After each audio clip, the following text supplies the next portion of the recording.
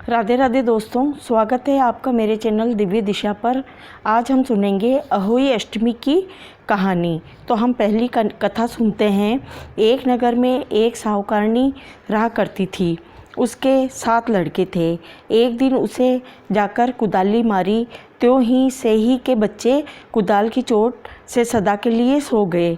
उसके बाद उसने कुदाल को सही के खून से सना देखा तो उसे सही के बच्चों के मर जाने का बड़ा दुख हुआ, परंतु वह विवश थी और यह काम उससे अनजाने में हो गया था।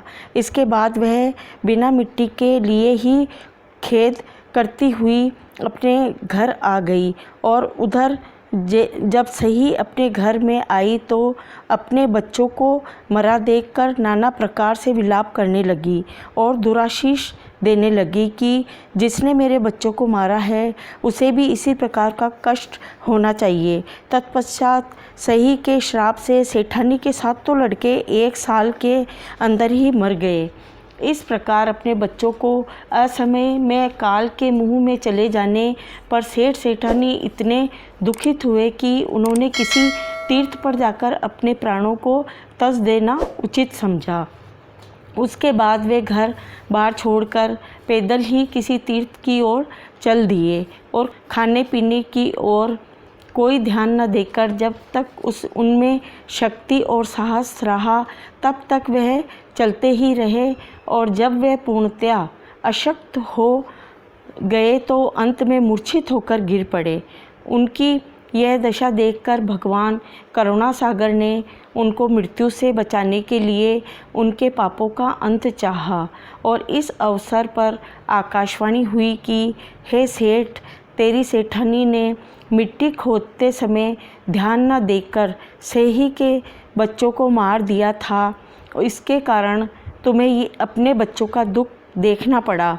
यदि अब पुनः घर जाकर तुम मन लगाकर गऊ की सेवा करोगे और अहोई देवी का विधि विधान से व्रत प्रारंभ कर प्राणियों पर दया रखते हुए स्वप्न में भी किसी को कष्ट नहीं दोगे तो तुम्हें भगवान की कृपा से पुनः संतान का सुख प्राप्त होगा।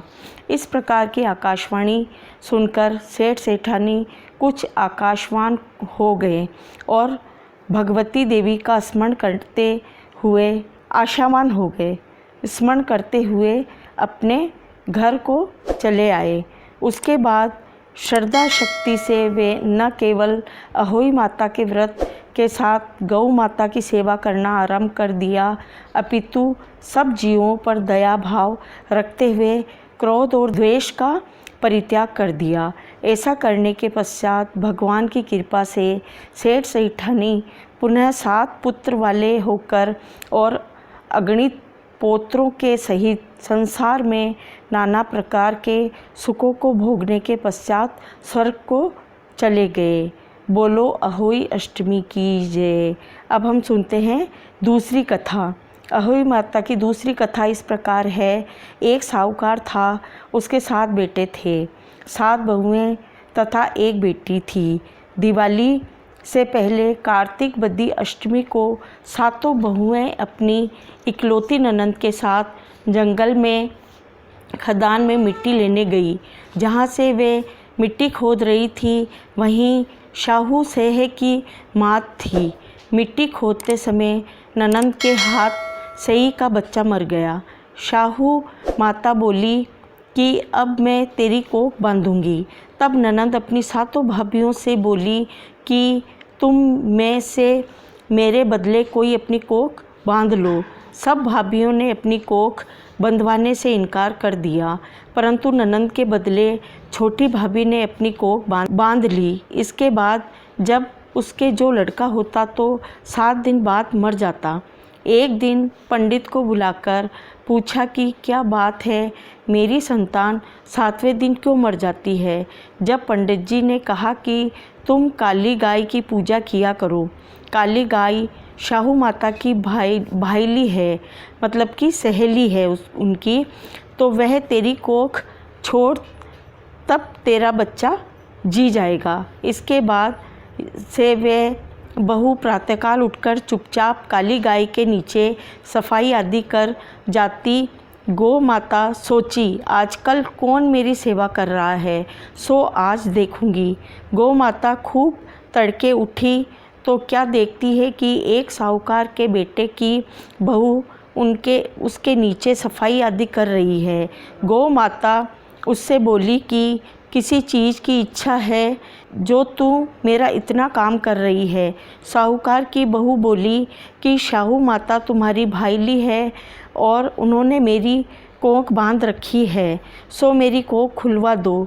गौ माता ने कहा, अच्छा। तब गौ माता 7 समुद्र पार अपनी भाईली के पास उसको लेकर चली। रास्ते में कड़ी धूप थी, इसलिए दोनों एक पेड़ के नीचे बैठ गई। थोड़ी देर में एक सांप आया और उसी पेड़ पर गरुड़ पक्षी का बच्चा था, उसको मारने लगा। तब साहूकार की बहू ने सांप मारकर डाल के नीचे दबा दिया और बच्चों को बचा लिया। थोड़ी देर में गरुड़ पक्षी आई तो वहाँ खून पड़ा देखकर साहूकार की बहू के चोंच मारने लगी। तब बहू बोली कि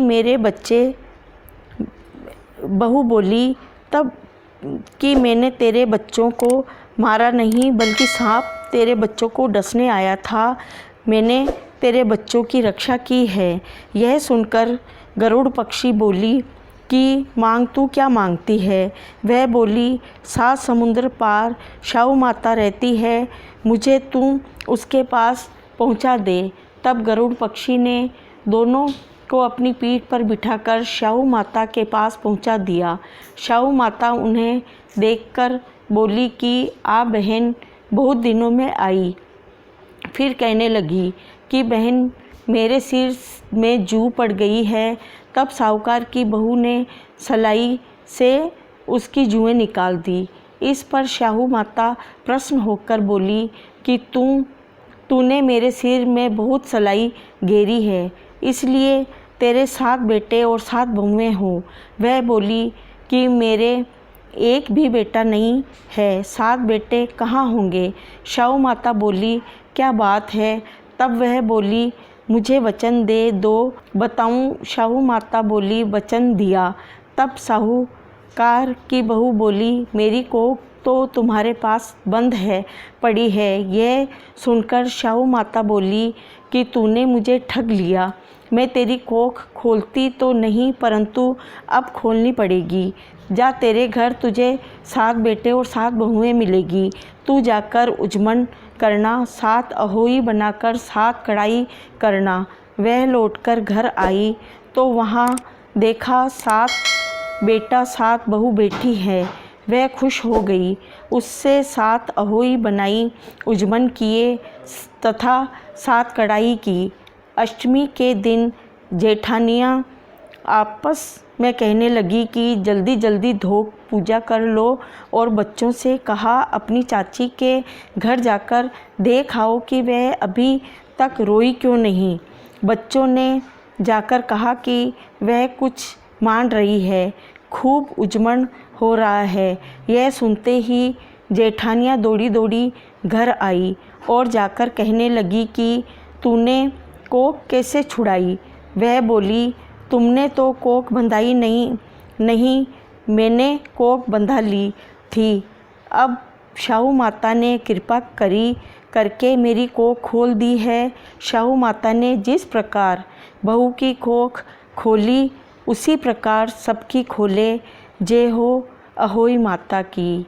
अगर आपको मेरी शाहू माता की, अहोई अष्टमी की अगर ये कहानी पसंद आई हो तो कृपया करके मेरे चैनल को सब्सक्राइब करें। राधे राधे।